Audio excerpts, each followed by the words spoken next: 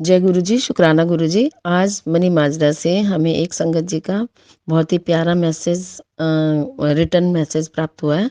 हम उनका सत्संग आपको सुनाएंगे। जैसा संगत जी ने हमें भेजा है, हम बिल्कुल वैसा ही आपको सुनाएंगे। सत्संग शुरू करने से पहले एक बार गुरु जी का मंत्र जाप कर लेते हैं।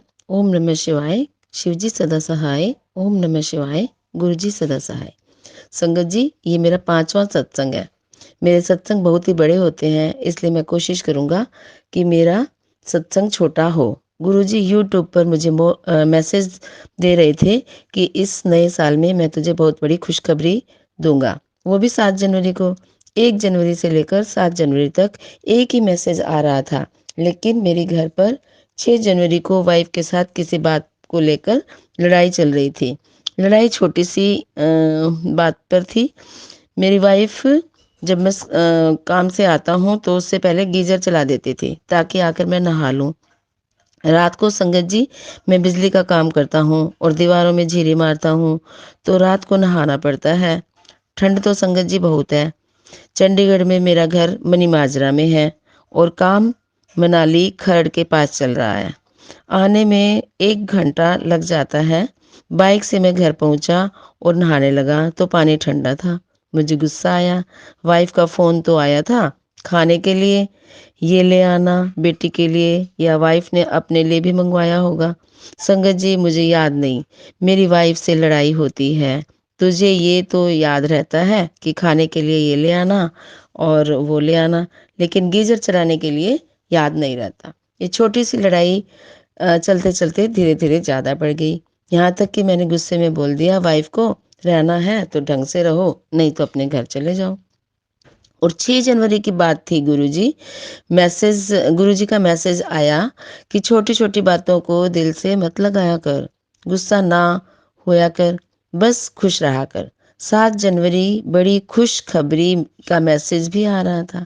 मैं पूरा दिन सोचता रहा, गुरुजी मेरे घर लड़ाई चल रही है, 7 जनवरी को क्या खुशखबरी मिलेगी।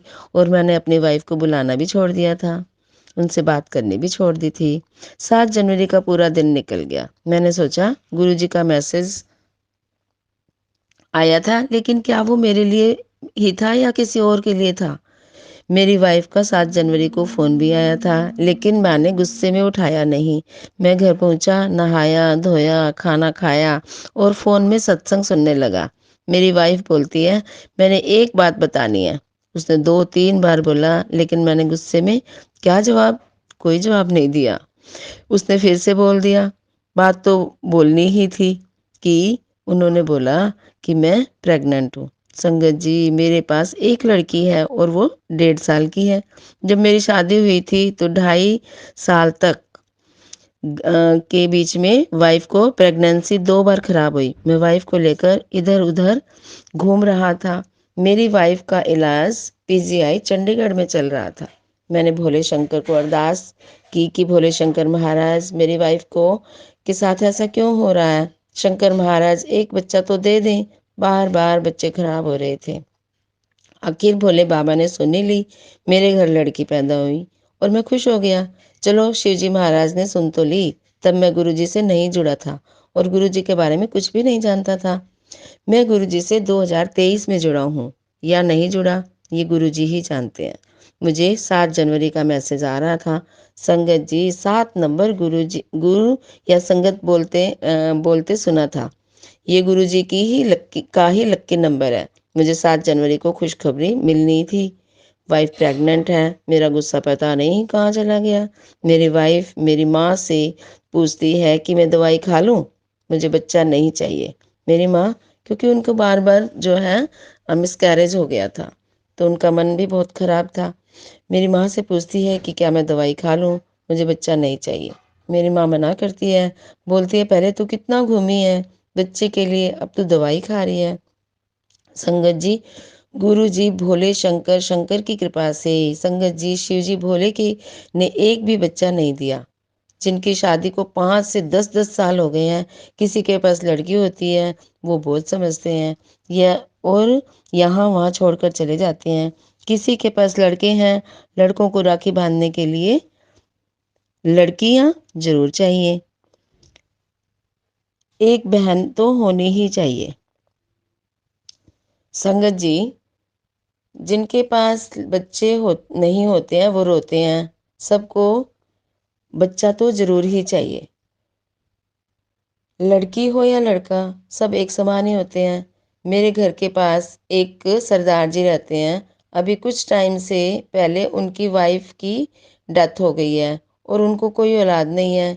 अंकल जी की एज 64-65 की है, ऊपर होगी, उससे भी ज़्यादा ही होगी। भोले शंकर को पता नहीं कितनी बार उन्होंने अरदास की, लेकिन उनको बच्चा नहीं हुआ। मुझे अपनी पत्नी को लड़की दी है। अब संगत जी, जिसके पास बच्चे नहीं हैं वो रोते हैं। एक ही हो जाए, लड़की हो या लड़का।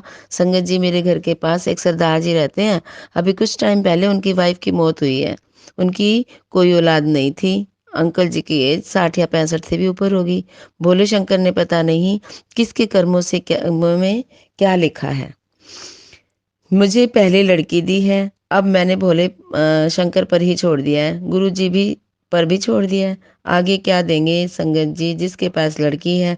आप सोचो, मैंने एक सत्संग में सुना था, गुरु जी लड़के तो गुरु जी ऐसे ही बांट देते हैं, लेकिन लड़की का वरदान किसी किसी को देते हैं। लड़का तो शादी करके संगत जी अपनी पत्नी की बातों पर ही ध्यान देते हैं। कुछ नशे गलत संगत में पड़ जाते हैं, माँ बाप को घर से निकाल देते हैं। भोले शंकर एक लड़का दे तो एक लड़की जरूर दे सबको संगत जी, ताकि ऐसा टाइम किसी को देखना ना पड़े। बाकी तो जिसका जैसा कर्म है फल वैसा ही मिलता है। गुरुजी, मुझसे सत्संग लिखते हुए कोई गलती हो जाए तो मुझे माफ़ करना। संगत जी, मुझे माफ़ करना। मेरा सत्संग समाप्त होता है। गुरुजी का मंत्र जाप करके मैं आज अपनी वाणी को विराम देता हूँ। ओम नमः शिवाय, शिव जी सदा सहाय। ओम नमः शिवाय, गुरु जी सदा सहाय। ओम नमः शिवाय, शिव जी सदा सहाय। ओम नमः शिवाय, गुरु जी सदा सहाय। गुरु जी महाराज अपनी कृपा हम पर ऐसे ही बरसाए रखना।